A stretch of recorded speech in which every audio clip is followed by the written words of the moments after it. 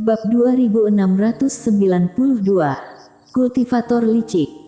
Tepat pada saat ini, Walton Hang tiba-tiba meninju lagi. Begitu dia selesai meninju, wajahnya langsung berubah pucat seperti kertas. Tampaknya dia telah menggunakan beberapa metode rahasia. Namun tinjunya ini lebih menakutkan dari sebelumnya. Saat berdiri di depan Walton Hang, warrior yang menyadari kekuatan mengerikan dari tinju Walton Hang. Ekspresi warrior yang tiba-tiba berubah drastis, namun, dia tidak bisa mengelak sama sekali. Tinjunya ini menutupi semua ruang di sekitarnya. Dia terpaksa memilih untuk berhadapan langsung. Warrior yang memegang pedang dengan erat lalu menyalurkan energi hitam di tubuhnya dengan deras ke dalamnya. Tepat pada saat yang sama, dia menggunakan domain pedang dan domain killing. Kedua domain itu bergabung bersama. Warrior yang berteriak dengan marah lalu menebas dengan pedangnya. Boom! Begitu pedang itu jatuh, warrior yang dan Walton Hang langsung terbang mundur ke arah satu sama lain. Dalam proses terbang mundur, tubuh warrior yang retak dan terus menyemburkan darah, sedangkan tubuh Walton Hang juga retak, namun retaknya berbeda dari warrior yang. Energi pedang di sekitarnya menyebar. Tak lama kemudian, kedua orang pun berhenti. Begitu mereka berhenti, warrior yang mendongak untuk menatap Walton Hang. Luka di tubuhnya pulih dalam sekejap, sedangkan Walton Hang tidak memiliki kemampuan ini. Di kejauhan, Walton Hang menyeringai lalu berkata, "Aku kalah dalam kemampuan memulihkan diri." Warrior yang tidak banyak bicara, dia langsung menusukkan pedangnya ke arah Walton Hang. Mengaku kalah. Jika bisa mengakui kekalahan, dia, warrior yang juga mau mengakui kekalahan, tetapi sayangnya, hubungan antara dia dan tanah eskatologi tidak akan pernah damai. Jika tanah eskatologi tidak mati, mereka tidak akan melepaskannya. Begitu pula dengan warrior yang, jika dia tidak mati, dia juga tidak akan melepaskan tanah eskatologi. Melihat warrior yang bergegas maju, mata Walton Hang perlahan terpejam. Dia mengepal tangan kanannya, dan kali ini, wajahnya sudah sepucat orang mati. Tidak hanya itu, seluruh urat di seluruh tubuhnya pun langsung membengkak. Metode rahasianya telah mencapai batas. Jika dia tidak bisa menerima serangan pedang ini, maka dia akan mati. Tapi jika dia bisa menerimanya, dia juga akan mati. Pasti akan mati. Meski akan mati, ekspresi Walton Hang tetap sangat tenang. Dia sudah biasa dengan hidup dan mati. Tepat pada saat Walton Hang hendak bergerak, tiba-tiba terjadi sesuatu yang aneh. Ruangan di depannya tiba-tiba membentuk pusaran pusat energi yang aneh. Pada saat yang bersamaan, sebuah tangan hitam juga muncul. Tangan itu memutar perlahan dan bergetar ke arah warrior yang. Pada saat ini, pedang warrior yang baru saja jatuh ke tanah. Namun di tengah ia jatuh, warrior yang malah terkejut karena dia menemukan bahwa ada semacam kekuatan yang kuat menghambat pedangnya. Ekspresi warrior yang berubah drastis, dia diam-diam berseru gawat, dia terpaksa harus mundur. Namun pada saat ini, tangan hitam itu tiba-tiba mendorong ke depan, tepat di ujung pedang di tangan warrior yang. Pong! Warrior yang terdorong sejauh ribuan kilometer bersama pedangnya. Tangan hitam itu tidak menyerang lagi, tetapi menyusut ke celah ruang hampa. Tapi tiba-tiba terdengar suara di benak Walton Hang dan para master tanah eskatologi lainnya yang berkata, "Pergi." Begitu suara itu terdengar, ruangan di samping Walton Hang tiba-tiba terbelah ratusan kilometer. Walton Hang tidak ragu sama sekali, dia melirik semua orang, lalu berkata, "Ayo kita pergi." Pada saat ini, Samu kembali sampingnya. Di depan Samu, ada sebuah lubang berwarna merah darah. Sedangkan Irenean kembali ke hadapan warrior yang. Di wajahnya ada bekas pisau yang sangat panjang. Bisa dikatakan bahwa bekas pisau itu hampir telah merusak sebagian besar wajah Irene An. Namun, Irene An tidak menjadi jelek. Sebaliknya, dia malah memiliki aura yang unik dengan bekas luka di wajahnya. Pihak warrior yang semuanya berhenti, karena pada saat ini, situasi warrior yang agak buruk. Seluruh lengan warrior yang telah retak seperti hancur karena dibom. Tulang-tulang di dalamnya menonjol, namun tidak hanya itu, seluruh tubuhnya juga bagaikan ditabrak oleh benda kaca. Meskipun tidak patah, tapi ia juga telah diambang kehancuran. Pukulan tadi terlalu fatal bagi warrior yang. Untungnya, ada energi hitam dan energi ungu kosmik dari Shiro. Jika tidak, luka-lukanya itu pasti akan menjadi parah. Di kejauhan, orang-orang dari tanah eskatologi memasuki celah itu satu persatu. Setelah semua orang masuk, Walton Han berjalan menuju celah ruang hampa, tapi setelah dia mencapai celah itu, dia tiba-tiba berbalik untuk melihat warrior yang lalu berkata, "Bagus sekali kamu, warrior yang." Setelah berbicara, dia langsung berbalik dan memasuki celah itu. Tak lama kemudian, celah ruang hampa pun menghilang, dan situasi di tempat pun kembali tenang.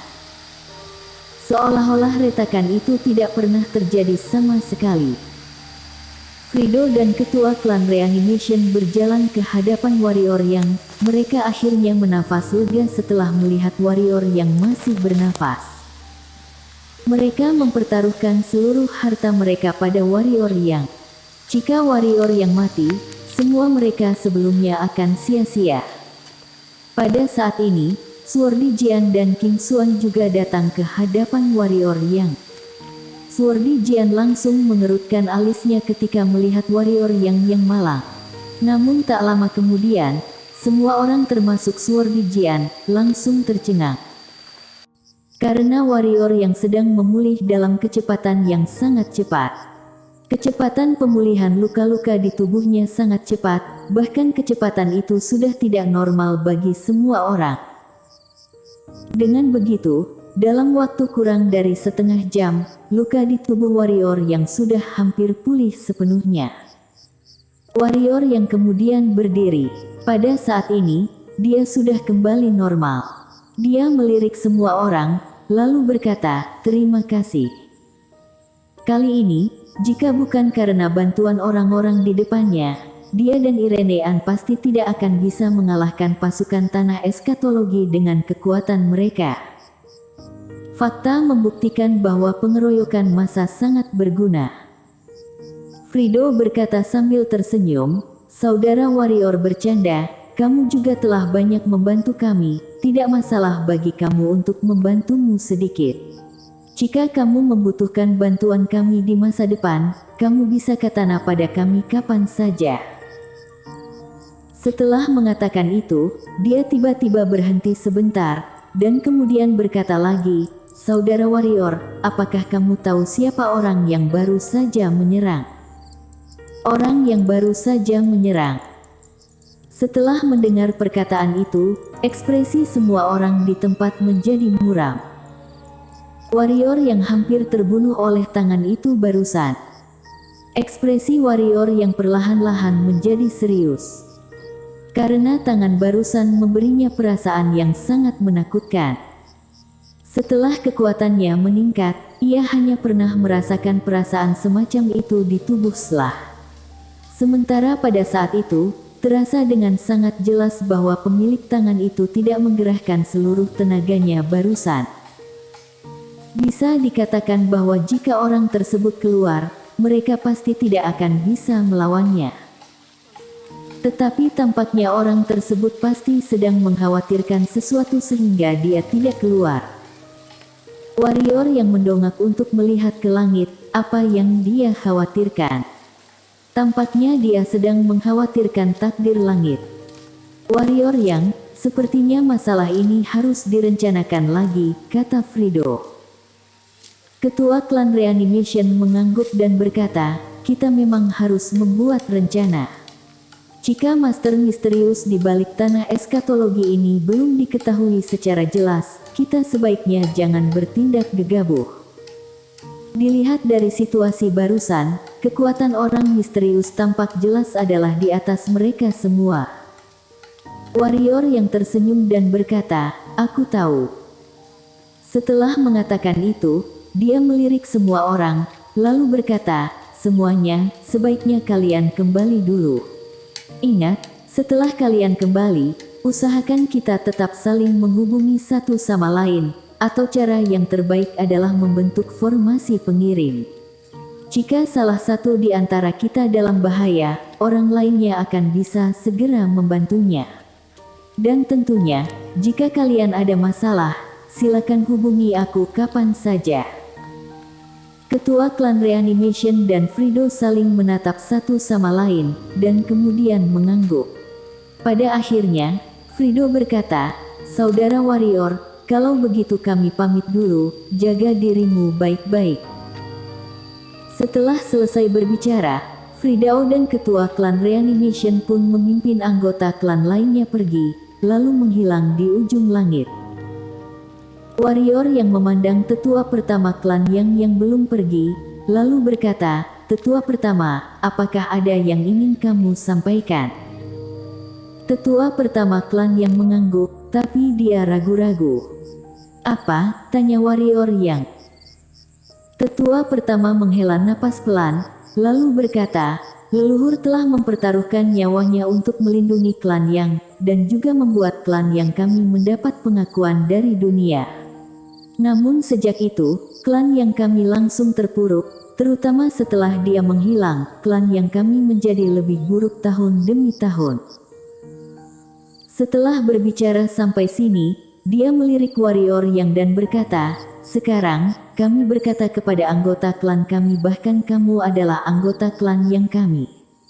Kami ingin kami menjadi perwakilan klan yang kami untuk menghidupkan kembali kepercayaan diri generasi muda dari klan yang, bukan, lebih tepatnya adalah kepercayaan diri dari seluruh anggota klan kami."